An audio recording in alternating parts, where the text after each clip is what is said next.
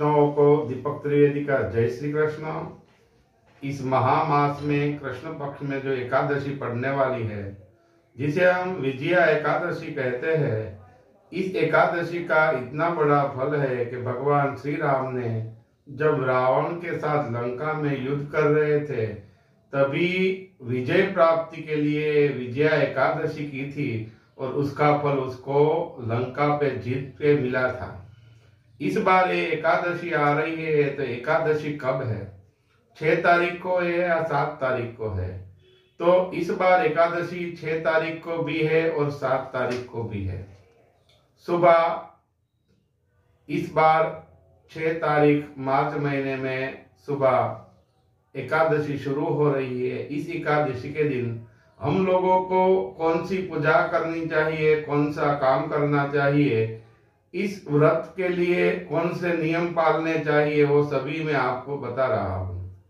इस बार एकादशी जब आ रही है तो सुबह ब्रह्म मुहूर्त में आप सुबह सुबह उठ जाइए, जग जाइए और नहा धो के आप माँ यमुना गंगा जी का नहाते समय मन में स्मरण कीजिए और आप इस बार नहाते वक्त अपनी जो पानी की बाल्टी होती है उसमें काले तिल मिला दीजिए और काले तिल के साथ स्नान कीजिए, तो भी उसका उत्तम फल मिलता है।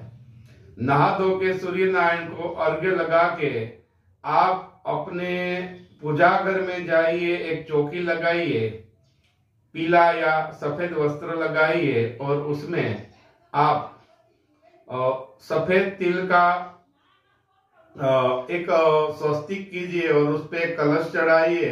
कलश में शुद्ध जल चढ़ाइए, उसमें गंगा या यमुना मिला सकते हैं, उसमें अबील, गुलाल, कंकु, सुपारी और पंचपल्लव आप लगा दीजिए। माथे पे श्रीफल लगा दीजिए, पुष्प की माला लगा दीजिए, श्री हरि विष्णु परमात्मा की प्रतिमा लगाइए, गणपति का स्थापन कीजिए और शुद्ध घी का दीपक जलाइए। मनोमन गणपति महाराज को आप प्रार्थना करके आह्वान कीजिए, अपनी कुल देवी का आह्वान कीजिए और बाद में लक्ष्मी नारायण का आह्वान कीजिए। भगवान की पूजा सभी पीले पुष्पों से कीजिए, आपका मनोरथ परिपूर्ण होगा, आपकी इच्छा होगी वो सफल होगी। नैवेद्य में भगवान को रंभाफल यानी कि केला चढ़ाइए और इस व्रत का प्रारंभ कीजिए। सुबह सुबह आप विष्णु सहस्त्र का पाठ कीजिए। उसके अलावा ओम नमो भगवते वासुदेव का भी आप जाप कर सकते हैं, पुरुष सूक्त का भी जाप कर सकते हैं, ओम नमो नारायणाय नमः ये भी जप कर सकते हैं। आपको विष्णु परमात्मा का जो भी मंत्र आता है वो कर सकते हैं।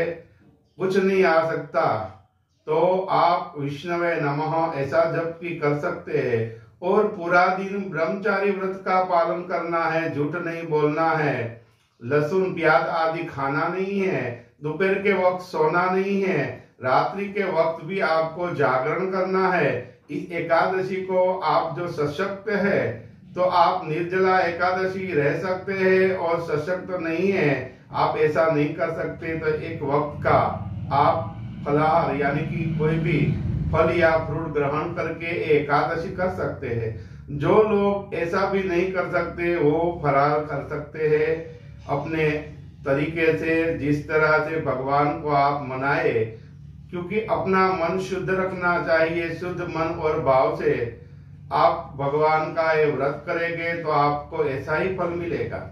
एकादशी के वक्त गाय को चारा खिला सकते हैं। किसी भी देवालय में जाकर, खास करके जहाँ पे विष्णु मंदिर हो वहां पे दीपक दान करने से धन समृद्धि की बढ़ोतरी होती है और उसके अलावा आपके पास जो आदि व्याधि और उपाधि रहती है उससे भी आपको मुक्ति मिलती है।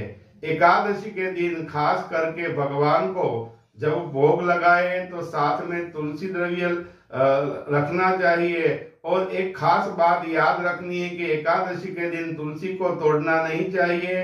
दशमी के दिन आप तुलसी द्रव्य रखकर तोड़ लीजिए और बाद में एकादशी से आप विष्णु भगवान की पूजा कीजिए। खास करके विष्णु भगवान की जो मूर्त हो लक्ष्मी नारायण की, तो आप उसको पंचामृत से स्नान करा के उसकी पूजा कर सकते हैं।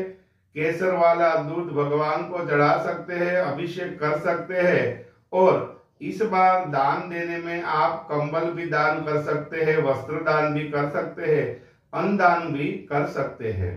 किसी भी देवालय में जाके विष्णु भगवान को कोई भी मिठाई चढ़ाइए या कोई भी फल फ्रूट चढ़ाइए तो उसका भी मातम बहुत बड़ा है। जिन लोगों को इस एकादशी में कोर्ट कचहरी या कोई भी कायदा कानून के कोई भी गुज में या कोई भी तकलीफ हो तो उन लोगों को खास करके विष्णु मंदिर में जाकर या कोई भी देवालय में जाकर घृत का दान कर सकते हैं। जो घृत का दान करेंगे तो इस सब चुंगल से छूट जाएंगे। जिन लोगों को, जो विद्यार्थी लोग हैं जो पढ़ते हैं, उन लोगों को खास करके इस बार मार्च महीना में परीक्षा आ रही है तो इम्तिहान में सफलता प्राप्ति के लिए खास करके इन लोगों को इस एकादशी वक्त हो तो पूरा व्रत करना चाहिए। और वक्त ना मिले तो 3 माला ओम नमो भगवते वासुदेव की करनी चाहिए, जिससे माँ सरस्वती की कृपा होगी, विष्णु परमात्मा का आशीर्वाद होगा और इम्तिहान में सफलता मिलेगी। जो लोग निसंतान हैं या जो लोग के यहाँ संतान है, संतान की प्रगति के लिए जो कुछ करना होता है माता पिता को, तो उन लोगों को खास करके इस बार पीले पुष्प से या तुलसी द्रव्य से विष्णु भगवान का 1008 नाम होते हैं, उस नाम से विष्णु भगवान की प्रतिमा को जो तुलसी द्रव्य चढ़ा के इस एकादशी का व्रत करेंगे तो उसकी संतान है वो सभी जीवन के इम्तिहान में सफलता मिलेगी और जीवन में बड़ी जल्द खुशियां आएगी, उनके संतानों का कुशल मंगल होगा। जिन लोगों को खास करके पति पत्नी को अनबन रहती हो या पति पत्नी अलग हो गए हो, उन लोगों को इस बार जो निर्जला एकादशी रहे या ऐसे ही एकादशी रहे और खास करके ओम नारायणाय नमः ऐसा जबकि 11 माला करेंगे तो पति पत्नी में जो आपस में अनबन होगी वो सुलझ जाएगी। और कभी कभी किसी लोगों को तो कोर्ट में केस चल रहा होगा, उसकी भी समस्याएं दूर हो जाएगी, पति पत्नी में प्रेम बढ़ेगा और बहुत जल्द घर में खुशियां आएगी। खास करके इन लोगों को ऐसा काम करने से आपका सभी मनोरथ पूरा होगा और अतिशीघ्र आपकी कामनाएं सिद्ध होगी। सभी वैष्णवों को कहता हूँ, इस बार जो जो एकादशी करेंगे उस एकादशी के दिन अपना मन साफ रखिए, कहीं भी मंदिर पे जाइए तो शुद्ध भाव से अपना माथा टिकाइए और आपकी सकल मनोकामनाएं परिपूर्ण कीजिए। विजया एकादशी के दिन खास करके अगर वक्त ना मिले तो आप गाय को चारा खिलाइए और अपने घर में भगवान विष्णु की प्रतिमा हो या बाल गोपाल हो, उसके पीले पुष्प चढ़ाइए। आपकी आदि व्याधि उपाधि सभी समस्याओं का समाधान होगा और आपके जीवन में सफलता मिलेगी। वैष्णव को यही कहते हैं कि इस बार आप 7 तारीख या 8 तारीख दोनों को एकादशी कर सकते हैं। जो गृहस्थ है उन लोगों को 6 तारीख को खास आपको एकादशी करनी है, भगवान का जाप करना है, पूजा पाठ करना है। जो लोग वैष्णव है, कोई भी समुदाय से जुड़े हुए हैं, वो लोग 7 तारीख को भी एकादशी कर सकते हैं, 8 तारीख को पारायण कर सकते हैं। जिनको जितना वक्त मिले, इस बार एकादशी का मातम बहुत बड़ा है। इस जीवन के चक्र में जो हम कुरुक्षेत्र के मैदान में जब अर्जुन लड़ता था तब भगवान ने गीता सार बताया था कि जीतने के लिए कुछ ना कुछ कर्म करना पड़ता है। तो इस जीवन के कुरुक्षेत्र में जीतने के लिए भगवान विष्णु की एकादशी करेंगे, सभी जगह सफलता मिलेगी। विजयादशमी करने से जीवन की आदि व्याधि उपाधि में आपको विजय मिलेगा।